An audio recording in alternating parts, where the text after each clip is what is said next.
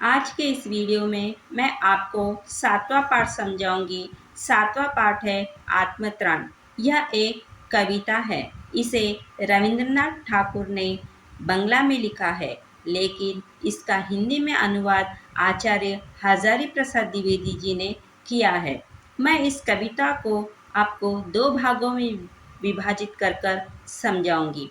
आज के इस वीडियो में हम पहला भाग समझेंगे। तो सबसे पहले हम कविता पढ़ने की कोशिश करेंगे। विपदाओं से मुझे बचाओ, यह मेरी प्रार्थना नहीं, केवल इतना हो करुणा में, कभी न विपदा में पाऊं भय। दुख ताप से व्यतीत चित्त को, न दो सांत्वना नहीं सही, पर इतना होवे करुणा में, दुख को मैं कर सकूं सदा जय। कोई कहीं सहायक न मिले, तो अपना बल पौरुष न हिले। हानि उठानी पड़े जगत में, लाभ अगर वंचना रही, तो भी मन में ना मानुषय। आगे हम इसका भाव समझेंगे। सबसे पहले शब्दार्थ समझेंगे। विपदा विपत्ति मुसीबत, करुणामय दूसरों पर दया करने वाला, दुख ताप कष्ट की पीड़ा, व्यतीत दुखी, सहायक मददगार, पौरुष पराक्रम वीरता, क्षय यानी कि नाश, सांत्वना यानी कि तसल्ली, इसे अंग्रेजी में कॉन्सोलेशन कहा जाता है, बल यानी कि शक्ति। अब हम इसका भाव समझेंगे। प्रस्तुत काव्यांश में कवि संघर्ष करने की शक्ति चाहता है और कुछ नहीं। तो यहाँ पर जो कविता की पंक्तियाँ दी गई है, इसमें कवि यह चाहते हैं कि संघर्ष करने की शक्ति यानी कि लड़ने की शक्ति चाहते हैं और कुछ नहीं चाहते।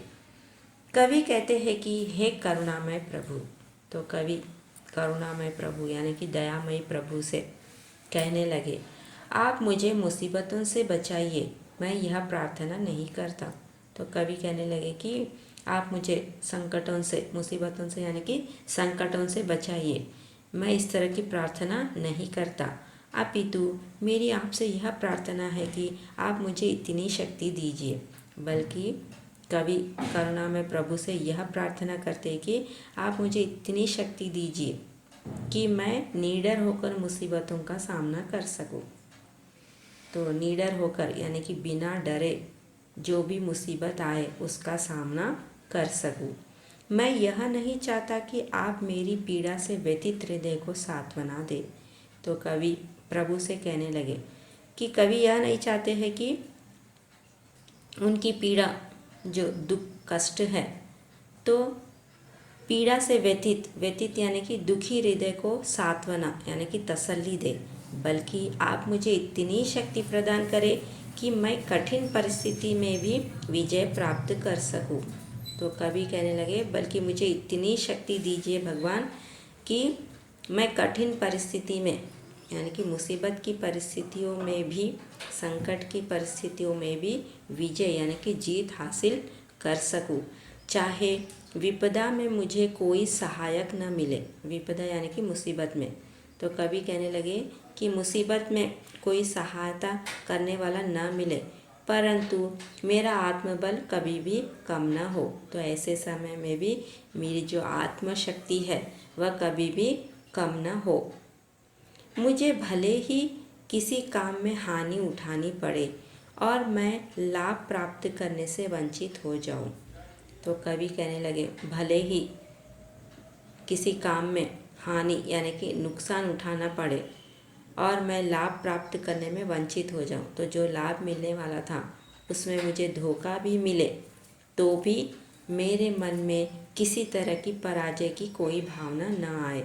तो ऐसा होते हुए भी मेरे साथ, लेकिन ऐसे समय में मेरे अंदर पराजय यानी कि हार की कोई भी भावना न आए, अर्थात मेरा मनोबल नष्ट न हो। तो ऐसी अवस्था में भी जो मेरे मन की शक्ति है वो कभी भी नष्ट न हो। इस तरह से कवि ने करुणामय प्रभु से कहा है।